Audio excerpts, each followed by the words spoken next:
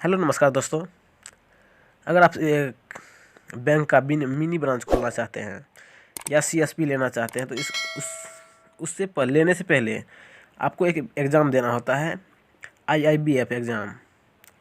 तो India institute banking finance. और अगर आप बैंक खोलने की सोच रहे हैं तो ही आप ये वीडियो देखें। तो इसमें टोटल 20 क्वेश्चन है। ये पहला पार्ट है, तो चलिए शुरू करते हैं।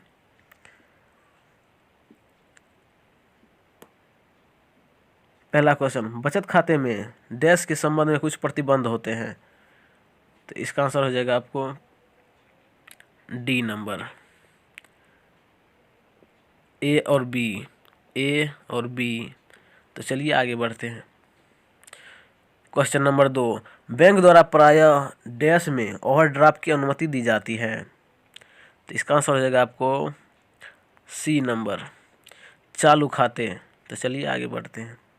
क्वेश्चन नंबर 3, बैंक की सावधि जमा की विशेषता डैश होती है। तो इसका आंसर हो जाएगा उपयुक्त सभी। तो इसका ए बी सी ये तीनों हो जाएगा। तो चलिए आगे बढ़ते हैं। क्वेश्चन नंबर 4, सावधि जमा डैश नहीं की जा सकती। तो इसका आंसर हो जाएगा आपको बी नंबर, तीसरे पक्ष को हस्तांतरित। तो चलिए आगे बढ़ते हैं। क्वेश्चन नंबर 5, जमा खाते में ग्राहक से डैश अपेक्षित है। इसका आंसर हो जाएगा आपको डी नंबर, किसी भी निर्दिष्ट अवधि के लिए भी निर्दिष्ट अंतराल पर कोई नियम रकम जमा करना। तो चलिए आगे बढ़ते हैं। क्वेश्चन नंबर 6, बैंकों के प्रमुख कार्य हैं।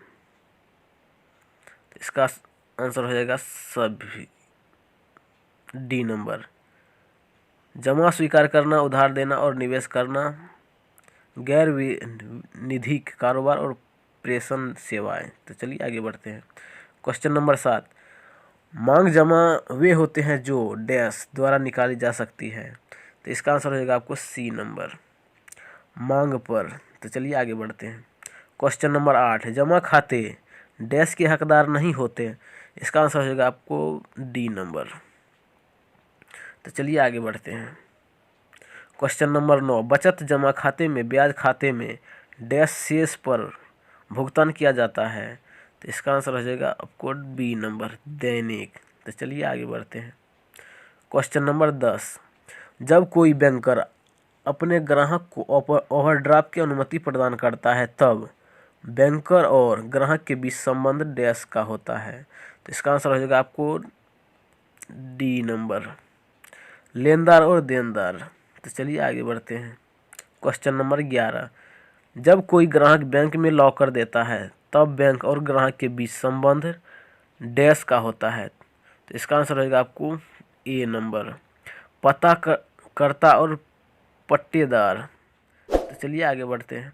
क्वेश्चन नंबर 12, बैंकर और ग्राहक का संबंध कब समाप्त हो जाता है। तो इसका आंसर हो जाएगा डी, खाता बंद होने पर। तो चलिए आगे बढ़ते हैं। क्वेश्चन नंबर 13, जमा खातों में बैंक और ग्राहक के बीच प्रमुख संबंध डैश होता है। तो इसका आंसर हो जाएगा आपको बी नंबर, देनदार बैंक, लेनदार ग्राहक। तो चलिए आगे बढ़ते हैं। क्वेश्चन नंबर 14, अमानत रखने वाला अमानतदार का संबंध डैश के संबंध में लागू होता है।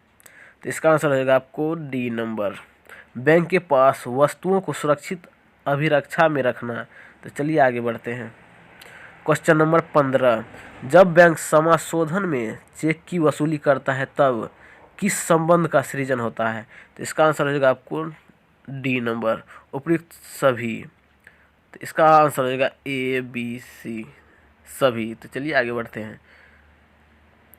क्वेश्चन नंबर 16, जब बैंक के किसी ग्राहक से कोई मियादी जमा रसीद FDR खो जाती है तब डैश दस्तावेज निष्पादित किया जाता है। तो इसका आंसर हो जाएगा आपको डी नंबर, क्षतिपूर्ति बॉन्ड। तो चलिए आगे बढ़ते हैं। क्वेश्चन नंबर 17, कार्यशील पूंजी से अभिप्रेत है। इसका आंसर हो जाएगा आपको ए नंबर।